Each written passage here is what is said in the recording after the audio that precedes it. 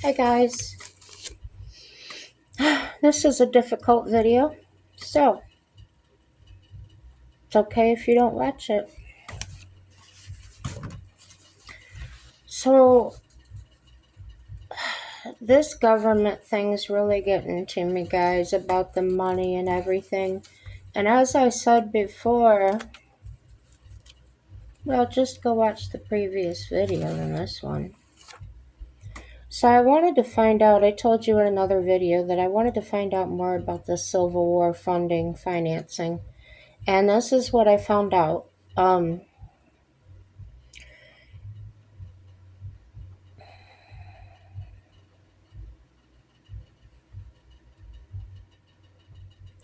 This was the Civil War webpage.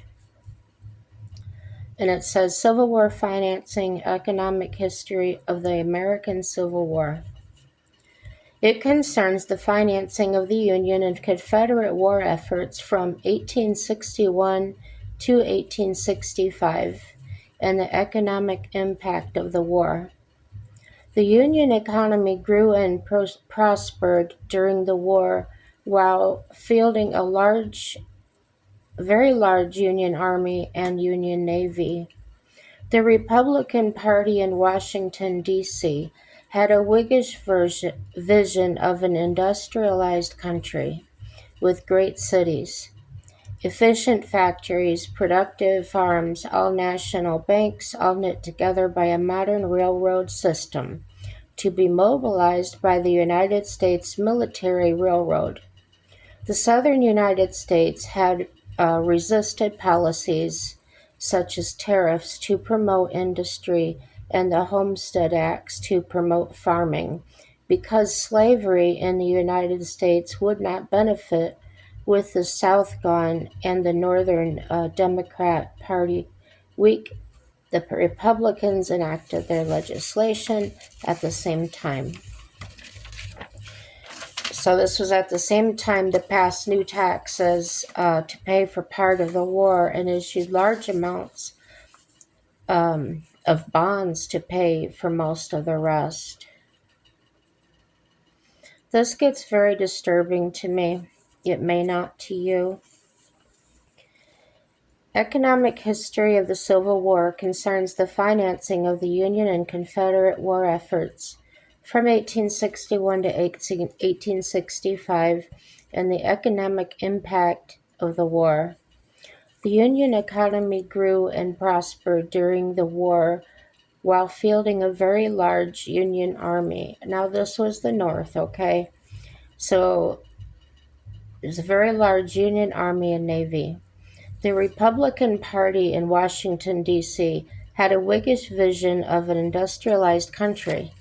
Economic historians attribute the remainder of the cost of the war to inflation. According to Matthew Gallman, in terms of total war spending, the federal government of the United States spent $1.8 billion and the U.S. states spent $0.5 billion. This does not count long-term costs after the war ended, such as veterans' benefits. The Confederate federal and states governments spent the equivalent of $1 billion in U.S. dollars. The U.S. obtained 21% of the war funding from taxation, 66% borrowed, and 13% from inflation. By contrast, the Confederacy obtained only 5% from taxation, 35% from borrowing, and 60% from inflation. In Washington, D.C., the United States Congress wrote an elaborate program of economic modernization that had the dual purpose of winning the war and permanently transforming the economy. The wartime devastation of the South was great, and poverty ensued. The incomes of white Americans dropped, but income of the freedmen rose during the construction. Railroad construction was heavily subsidized with much corruption. but the region maintained its dependence on cotton production. Um,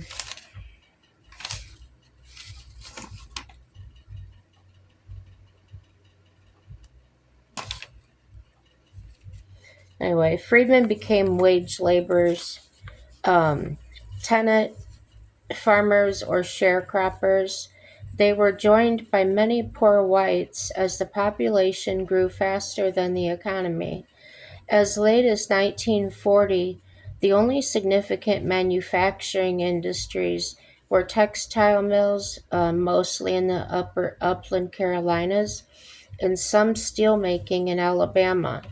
The industrial advantages of the North over the South helped secure a Northern victory in the American Civil War. The Northern victory sealed the destiny of the nation and its economic system. The slave labor system was abolished, sharecropping emerged and replaced slavery to supply the labor needed for cotton production. But cotton prices plunged during the Panic of 1873, leading plantation complexes in the southern United States to decline in profitability. So,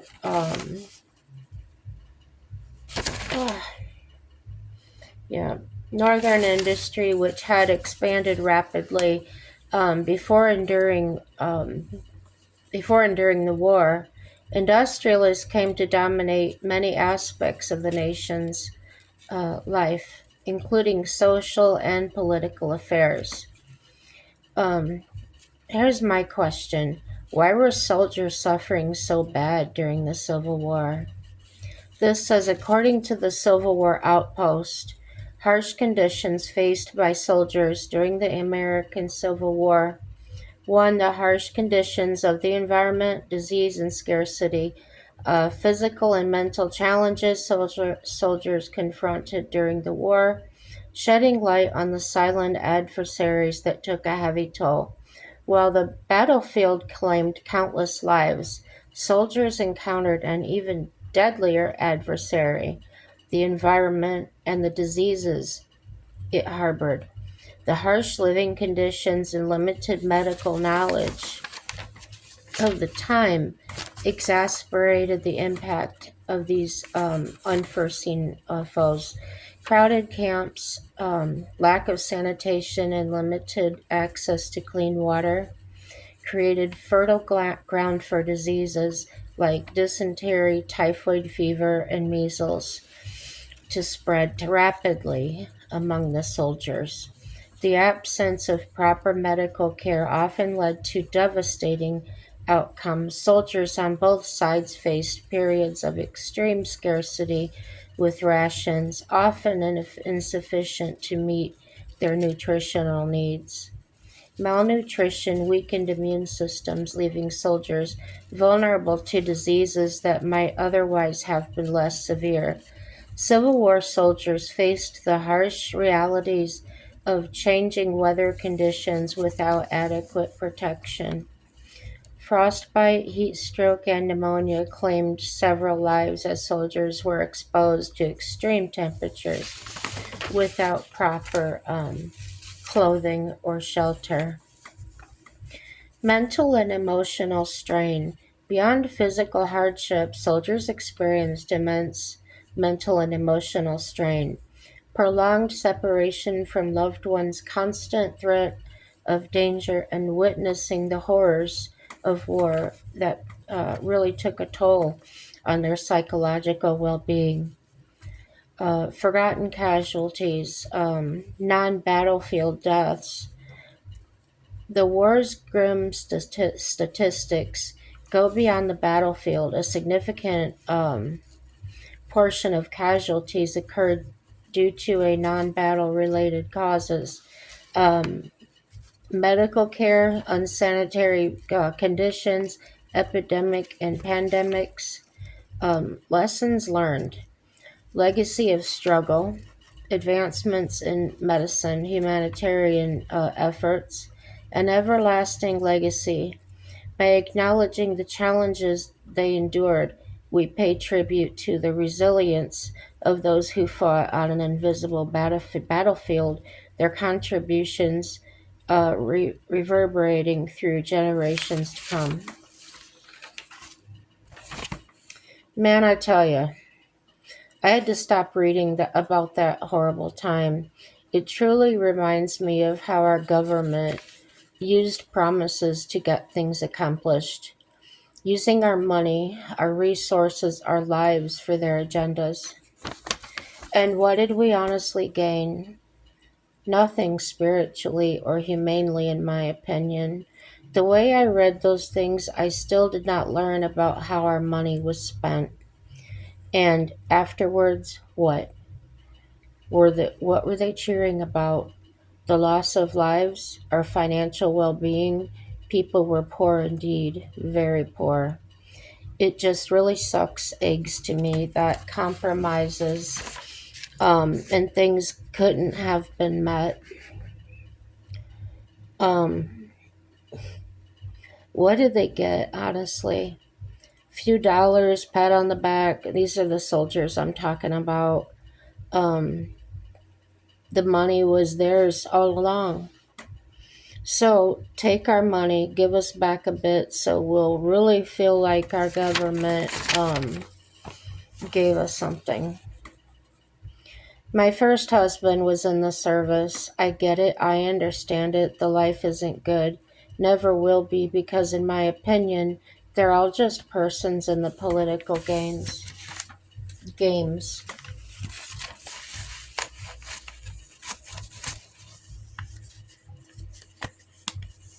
I have a very different view of things than most people. My brother was in the service. He went to Afghanistan. And if I don't thank a veteran, I have my reasons. I feel like it's difficult to explain.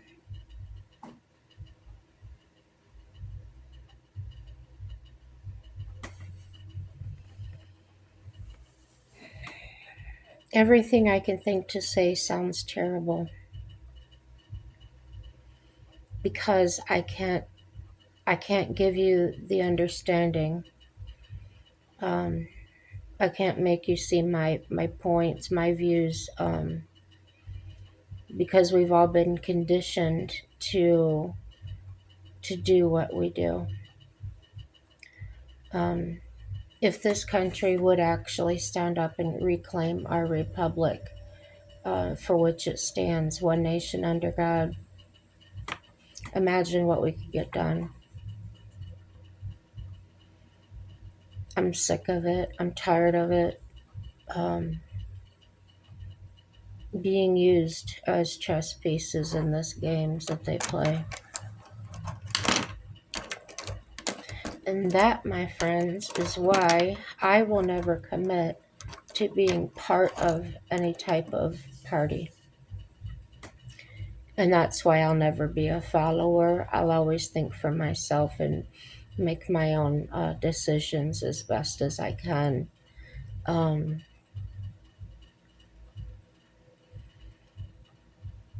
living on a little bit of disability where if they hadn't taken the money from me in the first place, I would probably have more than what I'm getting, just a percentage. Think about that for a while. They're using our money. I read the statistics to you. We're paying like half of their budget. And what are they doing with it? If you're okay paying these bills for other people and donating money to pay for these quote unquote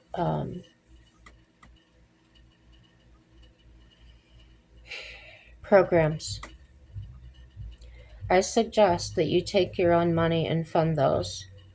The people that want those, go fund them yourself. Stop relying on my tax dollars to fund the programs that you believe in. That's what I think you should do. I seriously mean that from the bottom of my heart.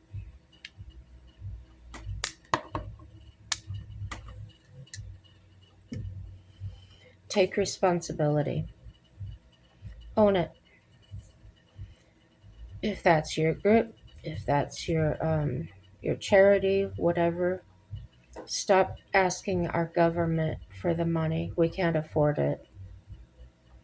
Don't be so damn greedy. And that's all I have to say about that. It was a hard video for me. A lot of things in those articles made me very upset.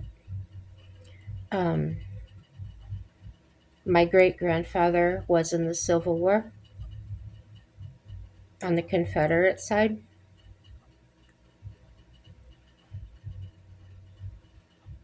And he went most of the time without shoes. Lost some toes for frostbite, fingers. Well, I can't think about that anymore, guys. Everything's good. It really is. And it'll work out for your good, I promise. Hey, subscribe, like, dislike, comment, share, all that good stuff. I talk about many different things, and some of them are fun and some of them aren't. And happy day to you. Thanks for watching.